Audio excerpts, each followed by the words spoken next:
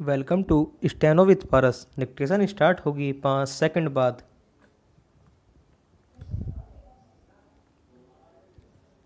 Start. सभापति महोदय, मैं वित्त विधेयक का समर्थन करने के लिए खड़ा हुआ हूँ। उत्तर प्रदेश की जनसंख्या बहुत बड़ी है और उसका क्षेत्र भी बहुत बड़ा है। इसलिए यह आवश्यक है कि उत्तर प्रदेश को उसकी जनसंख्या और क्षेत्र के अनुसार विकास योजनाओं के लिए केंद्र से आर्थिक सहायता दी जाए। इसके बिना उत्तर प्रदेश की उन्नति होना असंभव है। भारत का किसान इस देश का जीवन है। किसान पर ही सारी खुशहाली और उन्नति निर्भर करती है। अगर उसका जीवन समृद्ध होगा तो देश भी समृद्ध होगा। इसलिए यह आवश्यक है कि किसान के दैनिक जीवन की चीज़ें सस्ती हों और उसके खाद और कृषि यंत्र आदि सस्ते दामों पर मिल जाएं।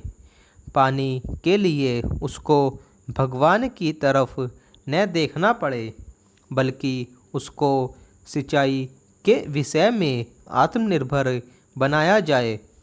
जब तक किसान को पूरी सुविधाएं नहीं दी जाएंगी, तब तक देश उन्नति नहीं कर सकता है।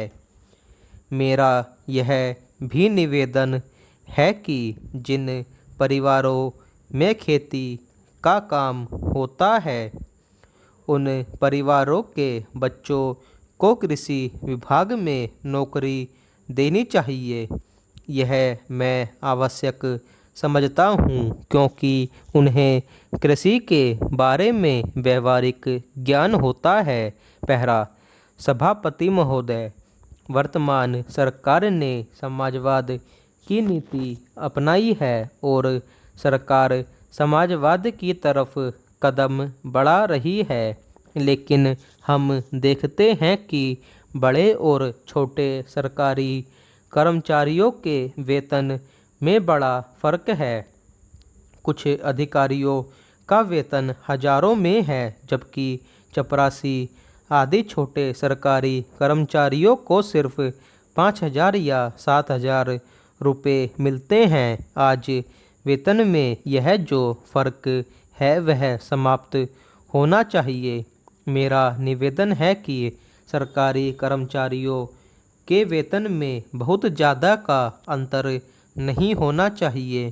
तभी हम कह सकते हैं कि हिंदुस्तान में समाजवाद है।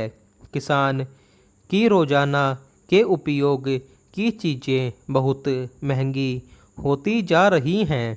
देश में महंगाई दिन प्रतिदिन बढ़ रही है और सारे देश में बेचैनी फैली हुई है।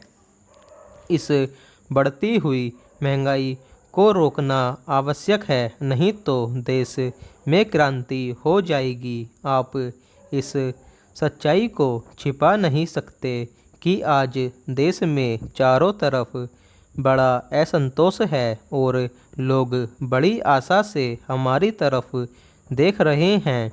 लेकिन महंगाई हमारे नियंत्रण से बाहर होती चली जा रही है। देश में काले धन की बड़ी चर्चा की जाती है।